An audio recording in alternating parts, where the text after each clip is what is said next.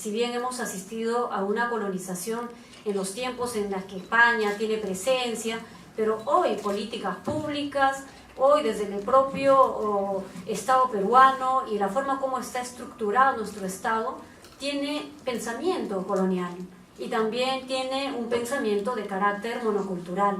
Y creo yo que los pueblos indígenas en este siglo XXI hemos logrado escalar grandes peldaños en la comunidad internacional y en otros ámbitos en la que no quepa más ver al indígena como aquel retrasado, aquel que no sabe, aquel que es minoría, que ya se está extinguiendo, en fin, sino al contrario, hay un resurgimiento. Y como decía el día de ayer el hermano Lizardo Cauper, un hermano shipibo amazónico de Pucallpa, estamos en la era de los pueblos. Mira qué importante el mensaje de Lizardo, porque él dice: seguimos resistiendo con valentía, con convicción por defender el territorio, y vamos a demostrar que es posible generar procesos, por ejemplo, de autogobierno y de libre determinación, para seguir defendiendo eso que es la columna vertebral de nuestra existencia. Entonces, por eso invito a que todos podamos el día de hoy, además de abrazarnos y de decir que existimos, que sigamos defendiendo con firmeza aquello que nos garantiza la continuidad histórica de seguir siendo lo que somos, pueblos originarios, con identidad, con cultura. Respecto a la pregunta, ¿cómo creerle a los medios? En primer lugar, yo creo que hay que hacer casi que una clasificación de qué medios estamos hablando. Yo reconozco que en nuestro país hay medios independientes, medios que educan a la población, a la ciudadanía, que hay medios que, digamos, se componen como un medio alternativo desde distintas formas de comunicación, por ejemplo, la radio comunitaria, hoy usando plataformas digitales, u otras formas como, por ejemplo, los altoparlantes, que son medios de comunicación que llega a toda la comunidad, que no tiene mucho costo, pero que están ejerciendo un nivel de información, de alcance, de noticias relevantes en la comunidad y también de comunicación para con sus compoblanos en lengua propia, en fin. Pero también hay medios que han tenido la valentía de denunciar y de hacer visibles con claridad actos de corrupción. Tienen costos. Y ahora entro para lo que significa lo de la ley Mordaza para los que en principio ni siquiera teníamos garantizados el acceso a la información, porque no es que ya los pueblos indígenas y las comunidades rurales per se teníamos o tenemos acceso a la información de parte del Estado. Y ahí yo me detengo a decir que seríamos los altamente afectados con esta ley.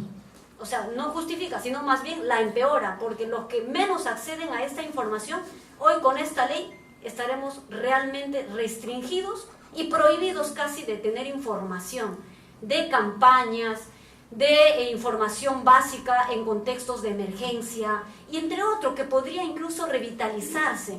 Pero la pregunta es, ¿qué se hacen con los fondos públicos que están destinados para publicidad estatal y que se hacen a través de medios privados? ¿Qué medios de comunicación se usan para colocar estas publicidades? ¿Cuáles son esos medios? Y yo me atrevería a decir que sobre todo son medios que pertenecen ya de por sí a estos medios concentrados, pero también de nivel nacional, en las regiones, en las provincias, y las radios comunitarias seguramente siquiera reciben algún material de difusión, un producto comunicacional para difundirlos. Habría que hacer un estudio al respecto, pero lo que sí nos queda claro es que con esta ley Mordaza no solo se afecta a este derecho fundamental de acceso a la información, sino que responde pues a una respuesta política para medir fuerzas hoy en nuestro, diríamos, sistema político. Necesitamos hoy por hoy las comunidades, que son territorios, ya decía una hermana el día de hoy, son territorios de muerte hoy, de amenaza para los pueblos indígenas.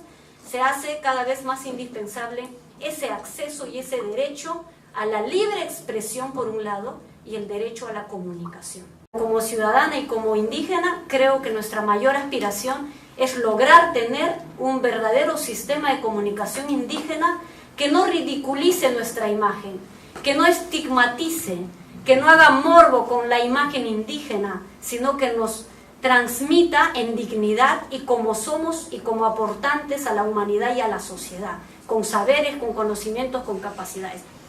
¿Quiénes tienen la expertise de hacerlo?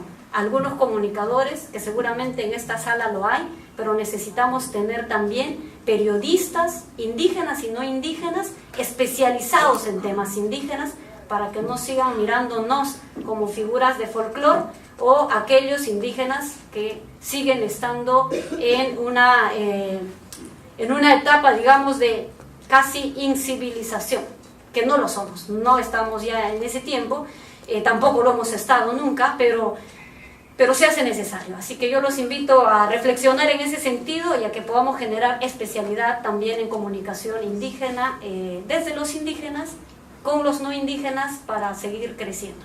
Gracias.